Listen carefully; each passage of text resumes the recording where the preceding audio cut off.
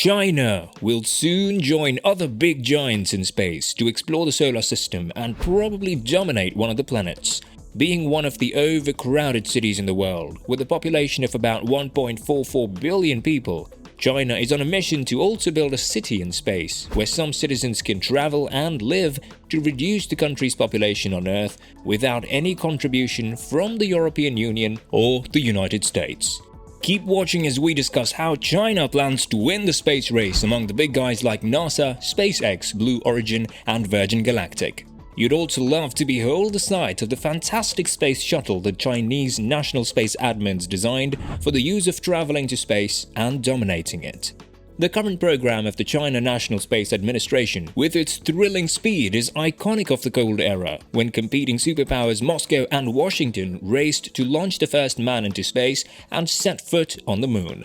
China's desire to build its orbiting station was mainly inspired by the US's ban on Chinese astronauts aboard the International Space Station, an initiative supported by the US, Russia, Canada, Europe, and Japan.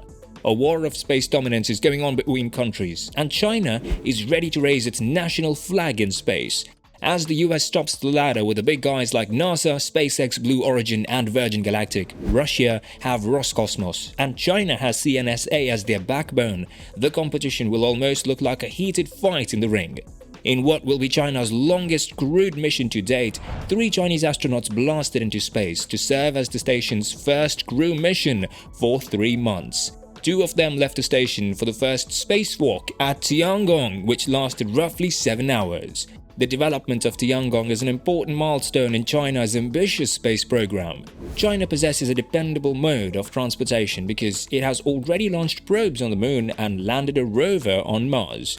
Liu and Tang were seen wearing freshly designed spacesuits weighing 130 kilograms, opening a hatch and leaving the module individually. The mission commander Ni Haisheng, a decorated Air Force pilot on his 3rd space mission, supervised them from within the space station.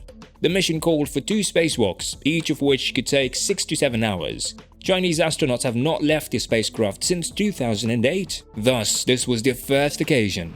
At the time, Xi Jinping made China the 3rd country after the US and the Soviet Union to complete a spacewalk. As China celebrates the 100th anniversary of the ruling Communist Party, it is a subject of great prestige. The crew trained more than 6,000 hours in advance for this mission.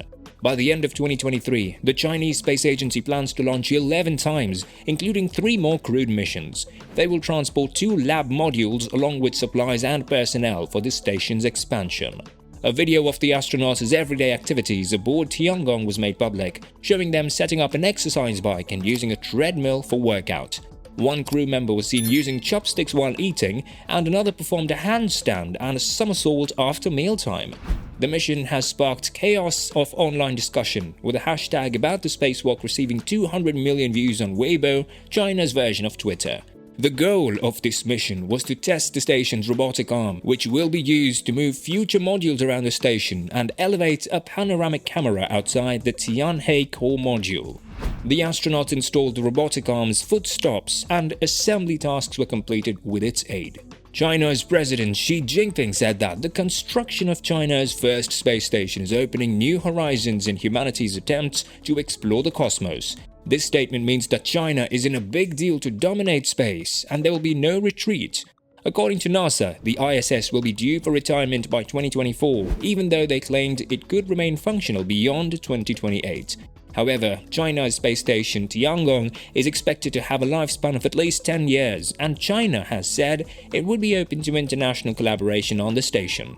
So China's Tiangong may eventually be the world's new ISS. When it comes to directing a state's or a society's entire resources towards a specific technological challenge, talking about AI and technology implementation, China of course will have an edge. China has one of the most advanced tech lands in the world, and they are certainly a leading smartphone manufacturer due to the availability of the resources needed for smartphone development.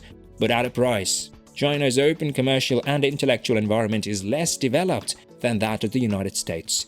In the face of China, the United States may not be certain to triumph in the race for AI, 5G, or any other technology. But there is no reason why the United States can't thrive if it expands the effort and makes the investments required in these areas. After all, it is a democracy. China is fighting against more than just an established and successful space program, but with more challenging objectives than before.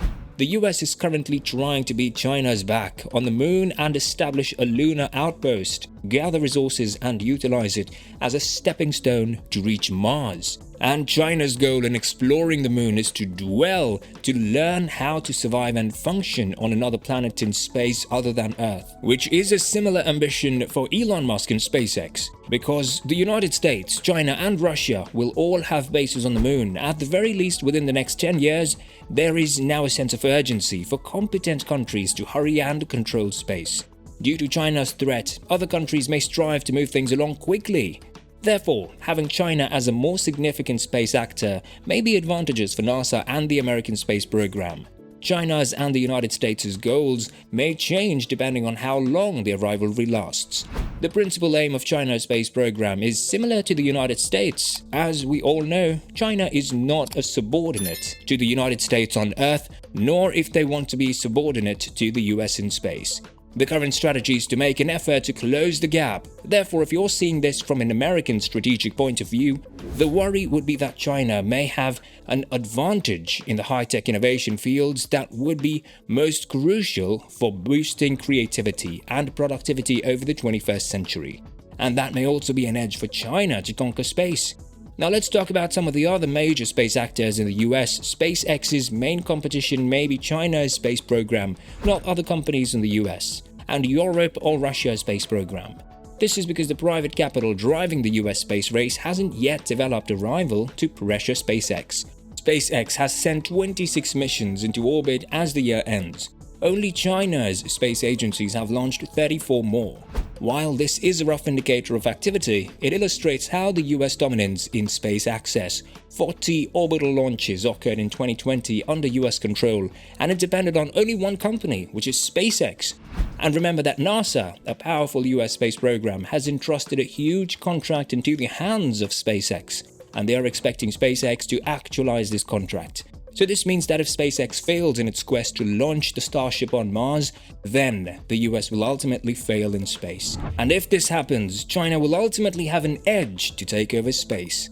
Currently, SpaceX primarily engages in 3 business activities: launching satellites for other companies, launching and running its Starlink internet network, sending people into low Earth orbit, with a great ambition to land on Moon and Mars. So right now, SpaceX is leading among other space companies. SpaceX's fleet of reusable rockets already broke a record this year by reusing one booster 7 times. Only Blue Origin, developing a large reusable rocket named New Glenn, aims to compete with SpaceX in this field. Blue Origin is also planning to make its launch. However, it could not gain the support of NASA or even the US military. Engines made by Blue Origin, whose delivery was postponed, are used in both New Glenn and ULA's Vulcan.